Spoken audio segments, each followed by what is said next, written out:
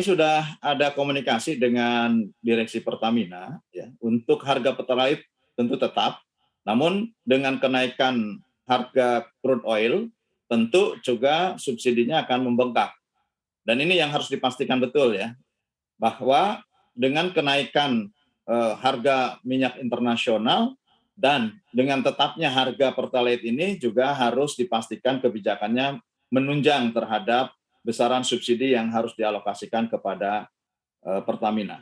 Yang kedua yang tentu kenapa Pertamax naik, karena ya kalau tidak sampai kepada keekonomisan ya harga yang dijual oleh Pertamina ini justru akan mengganggu terhadap kondisi keuangan Pertamina. Justru akan nanti ke depannya lebih parah lagi jika Pertamina kehilangan kemampuan keuangan untuk menyiapkan suplai terhadap kebutuhan BBM dalam negeri. Tetapi saya pastikan setelah saya komunikasi bahwa untuk sampai Lebaran Idul Fitri aman, ya. Kemudian suplai yang tentu terjadi kekurangan akan terus diisi dan saran kami di DPR agar betul-betul prudent eh, kebijakan dan eh, keputusan pemerintah harus betul-betul memastikan bahwa penambahan kuota yang terjadi untuk menutup kekurangan ataupun kelangkaan di daerah ini betul-betul dijamin oleh keuangan negara.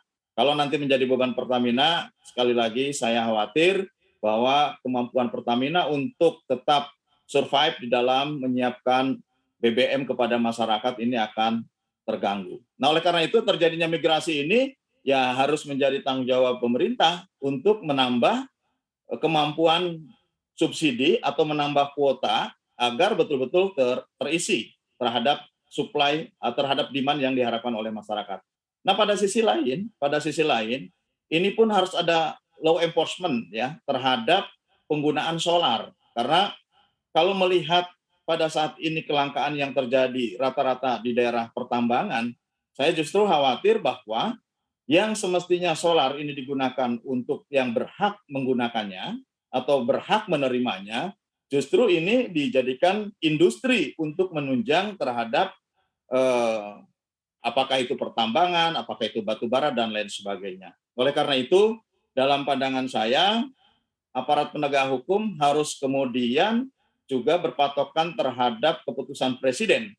Nah, kalau keputusan presidennya kurang tegas terhadap para pelaku para pelaku yang merembes apapun menggunakan terhadap eh, BBM bersubsidi, terutama solar bersubsidi, saya kira ini harus ada tindakan-tindakan khusus. Yang kedua, yang harus dilakukan juga adalah supaya tidak terjadi kebocoran-kebocoran keluar. Karena ini kan sifatnya subsidi terbuka. Kalau subsidi terbuka, tentu banyak kemungkinan-kemungkinan penggunaan tidak tepat sasaran. Oleh karena itu, harus ada instrumen, baik oleh Pertamina sebagai operator maupun pemerintah sebagai regulator dan aparat penegak hukum yang tentu juga memiliki hak untuk mengawasi terhadap peredaran barang bersubsidi ini, ya ini yang harus betul-betul dijaga dan kemudian hukumnya ditegakkan supaya untuk yang bersubsidi seperti solar dan pertalite ini betul-betul jatuh tepat sasaran dan tentu paling tidak juga tidak memberatkan terhadap keuangan negara.